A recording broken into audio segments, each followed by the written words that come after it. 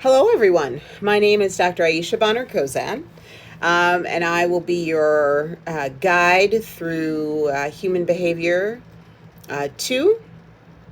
And I just wanted to introduce myself. So I'll tell you a little bit about me, and I look forward to learning about you all as well. Um, I have a bachelor's in special education. I taught in public schools in upstate New York for a little while before realizing that while education is something that's very important to me, uh, I was more concerned about helping people with the problems that keep them from living their best lives.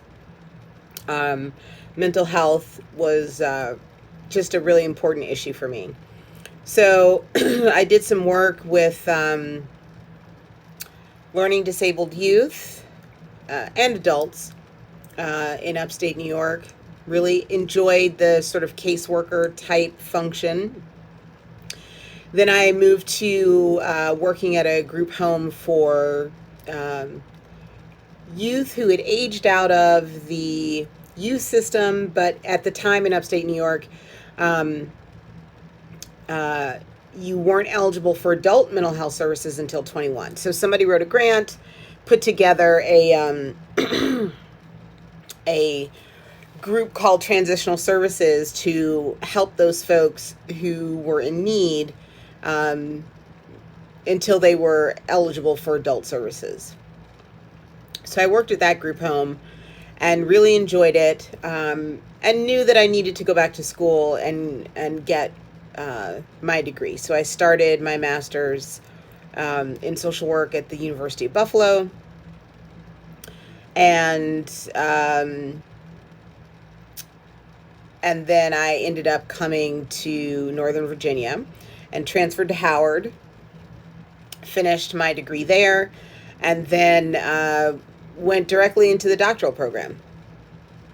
Um, so my doctorate is in gerontology and public policy, and that is a long way from child and child direct services.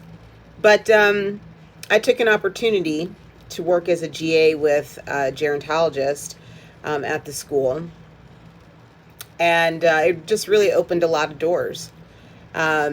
So while I was working on my doctorate, I started interning at AARP, and it was just a really good fit. AARP has a research department, um, and I really fell in love with gerontology.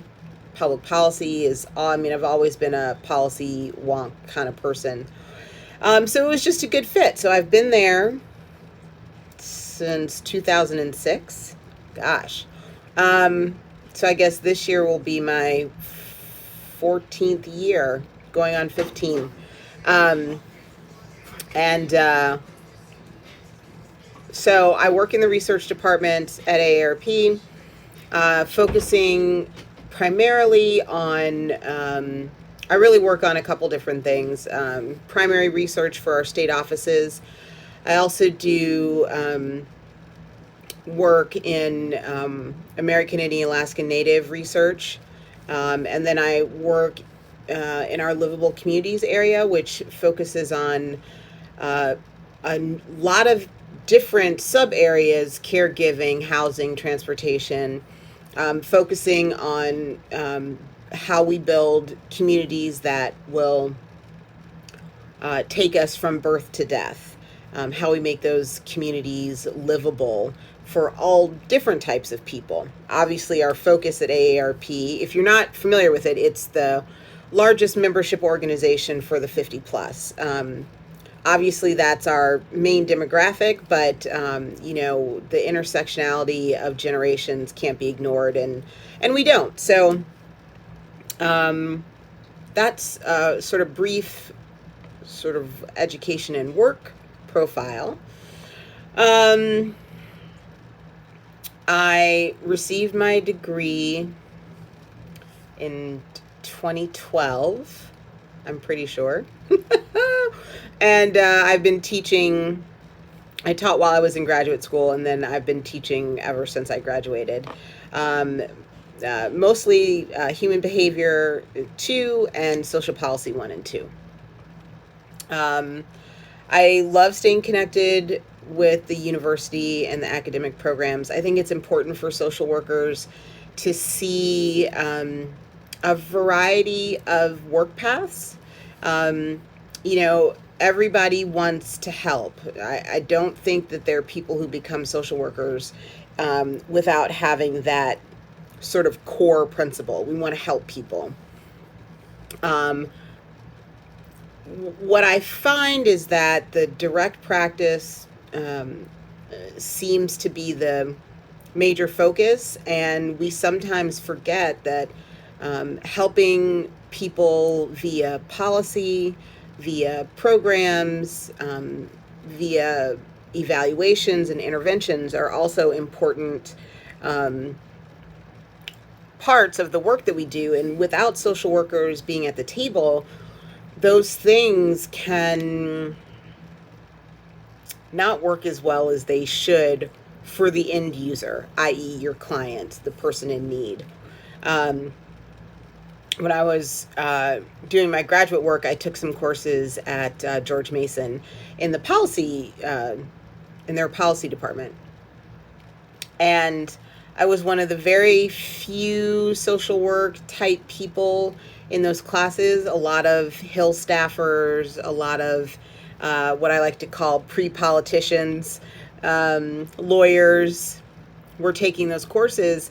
And those people are great and they have an important job to do. But social workers have an eye on how the individual is impacted. And so, when you have policies like TANF that on the surface seem to serve a lot of purposes, I think social workers are uniquely aware of how damaging those policies have actually been to the clients.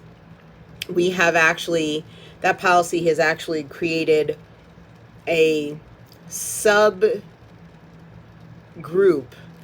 of people so poor and so disconnected from any helping systems that we don't know where they are. They are literally lost.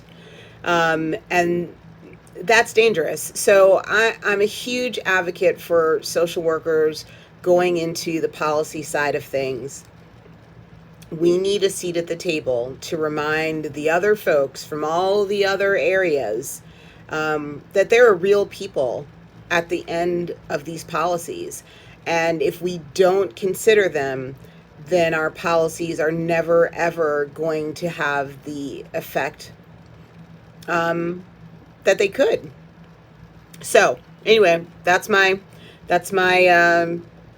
soapbox for why social workers should do policy work, and understanding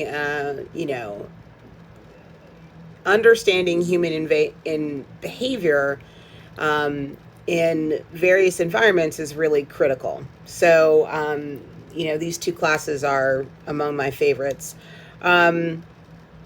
Anyway, I have a mom and a dad who live nearby.